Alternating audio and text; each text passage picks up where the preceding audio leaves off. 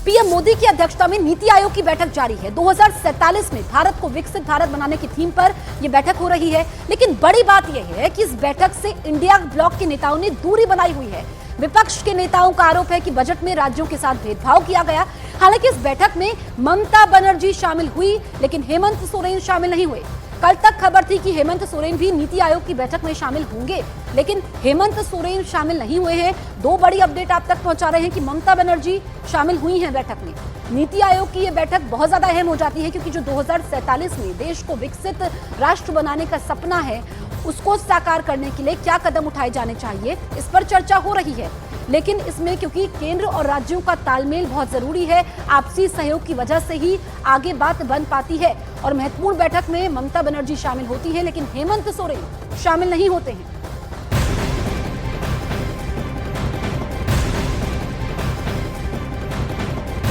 उधर नीति आयोग की बैठक एनडीए में सहयोगी और बिहार के मुख्यमंत्री नीतीश कुमार भी शामिल नहीं हो रही है। सूत्रों के हवाले से खबर यह है कि बैठक में शामिल होने के लिए बिहार के डिप्टी सीएम सम्राट चौधरी को अधिकृत किया गया था, लेकिन नीति आयोग के नियम के मुताबिक सीएम के अलावा इसमें कोई और शामिल नहीं हो सकता है। इस वजह से सम्राट चौधरी को मीटिंग में शामिल होने की इजाजत नहीं मिली है।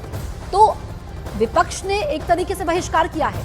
और आपको बताएं कि नीतीश कुमार बिहार के मुख्यमंत्री और एनडीए के सहयोगी दल, लेकिन वो शामिल नहीं हो रहे हैं। इसमें डिप्टी सीएम का नाम था, लेकिन जो नियम है उसके मुताबिक मुख्यमंत्री के अलावा कोई और अधिकृत नहीं है बैठक में शामिल होने के लिए। तो नीति आयोग की बैठक में नीतीश कुमार शामिल नहीं हुए हैं। झारखंड के मुख्यमंत्री हेमंत सोरेन शामिल नहीं हुए हैं। कौन कौन पहुंचा, क्योंकि इसको लेकर के भी काफी सियासत हो रही थी। विपक्ष हंगामा कर रहा है कि जो बजट का आवंटन हुआ है, उसके बाद हमने देखा कि सदन में भी काफी हंगामा होता रहा। लेकिन अब जब ये बैठक के बहिष्कार का ऐलान किया गया, तो इसमें बड़ी बातें ये निकल करके सामने आई है कि विपक्ष की जो दूरी है उससे क्या संदेश दिया जा रहा है। लेकिन जो सहयोगी दल है, इसमें नीतीश का ना पहुंचना, इसके पीछे क्या कारण हो सकता है। तो मोदी 3.0 में नीति आयोग की ये पहली बैठक है, लेकिन इस बैठक से विपक्ष ने दूरी बनाई। हालांकि ममता बनर्जी इस बैठक में मौजूद है, लेकिन बीजेपी की सहयोगी जेडीयू के नीतीश कुमार भी बैठक में शामिल नहीं हुए। अब चार तस्वीरें आपके सामने हैं। विपक्ष की दूरी तो समझ में आती है, लेकिन जब सहयोगी ही नहीं पहुंचेंगे इतनी महत्वपूर्ण बैठक में, तो फिर सवाल तो खड़े होंगे। संदेश क्या देना चाह रहे हैं नीतीश कुमार, क्योंकि विशेष राज्य के दर्जे को लेकर के हमने देखा कि बिहार में काफी घमासान मचा। सत्ता पक्ष ने कहा कि बिहार को काफी कुछ मिला, लेकिन विपक्ष ने कहा कि झुनझुना थमा दिया। यहाँ पर लालू यादव ने नीतीश पर बड़ा हमला बोला और उसको देखकर के काफी सियासत हुई। अब ये चार तस्वीरें आप देखिए कि बीजेपी राज्यों के मुख्यमंत्री बैठक के लिए पहुंचे। ममता बनर्जी पहुंचती हैं, जिनको लेकर के सस्पेंस बना हुआ था, लेकिन वो तो पहुंच गई। पर विपक्ष की दूरी तो है।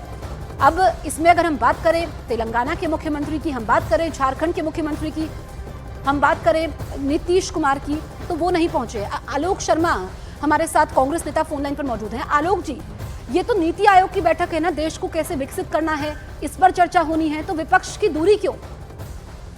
देखिए, मुझे लगता है नीति आयोग को एक हथियार के तौर पर केंद्र सरकार ने उपयोग किया है।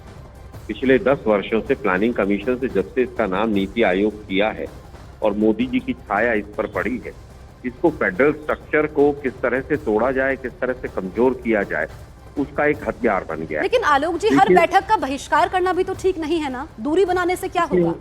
मैं समझता हूं कि हर बैठक का बहिष्कार नहीं किया है किसी ने भी। नीति आयोग की बैठकों में तमाम जो हमारे मुख्यमंत्री हैं वो पहले गए भी हैं, चाहे वो नेशनल डेवलपमेंट काउंसिल की मीटिंग हो, चाहे नीति आयोग की मीटिंग हो। लेकिन जब विपक्षी सरकारों के साथ खुलेआम सरेआम भेदभाव होगा, जीएसटी का उनका पैसा, सीएसटी का उनका पैसा सालों तक पेंडिंग रहेगा, उनको फूड सिक्योरिटी बिल का पैसा और लेकिन विपक्ष में भी तो एकता नहीं है। ममता तो पहुंच गई, बंगाल की मुख्यमंत्री ममता बनर्जी पहुंच गई। विपक्षी एकता की बात आप लोग करते हैं।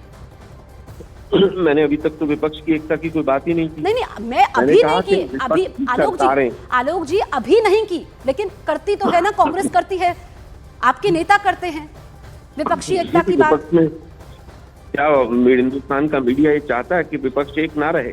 नहीं, मीडिया तो खैर, मीडिया क्या चाहता है क्या नहीं, मैं तो सवाल पूछ रही हूँ। जसप्रीत, आपका सवाल पूछने का तरीका ही वो है। आलोक जी, पता क्या, आप जब भी बात करते हैं बहुत ही सम्मान पूर्वक, अच्छा मेरा सवाल सुन लीजिए, बहुत ही सम्मान से, देखिए मैं आपको बहुत सम्मान से कह रही हूँ कि मैं तो सवाल पूछ रही हूँ आपसे, आप मीडिया पे मत आइए ना, आप अपनी बात रखिए। देखिए, मुझे लगता है कि जिस तरह से सवाल पूछा जाता है उसका प्रत्युत्तर उसी तरह से आता है। आपने जिस तरह से सवाल पूछा, मैंने उससे आपकी पहले तो पसंद मीडिया का की नहीं कोई था। बात चलिए नहीं ठीक की, है मैं आलोक जी, वापस अपनी आता बात करिए। आपकी पसंद का नहीं है तो आप मीडिया पे आ गए। मैं ये कह रही हूँ, देखिए, अच्छा ऐसा मेरा नहीं सवाल फिर से, मैं कह रही हूँ कि विपक्षी एकता की बात हमेशा होती है, वही सवाल मैं दोहरा रही हूँ। ममता बनर्जी तो इस बैठक में पहुंच जाती हैं, इस पर आप क्या कहेंगे? देखिए, हम तो चाहते हैं कि सब पूरा विपक्ष एक रहे। अब ममता जी गई हैं वहां पर, तो ममता जी को जवाब देना है कि वो विपक्ष को छोड़कर गई हैं, विपक्ष के साथ गई हैं, या उनका क्या कारण है। ये तो ममता जी बेहतर बता सकती हैं, उनके पार्टी के लोग बेहतर बता सकते हैं। कांग्रेस पार्टी चाहती है कि मजबूत विपक्ष होगा तो कहीं ना कहीं सरकार के जितने भी 10 सालों के कुकृत्य हैं और जिस तरह से उस पर पर्दा डाला गया है उसको रोका जा सकता है। इस बार संसद की बहस आप देखिए किस तरह से बजट के ऊपर भी तमाम सवाल उठे। क्या इस तरह से पहले कभी 10 साल तक होता था? 10 साल तक तो ये होता था, छाती पीटी जाती थी, एक अकेला सब पर भारी।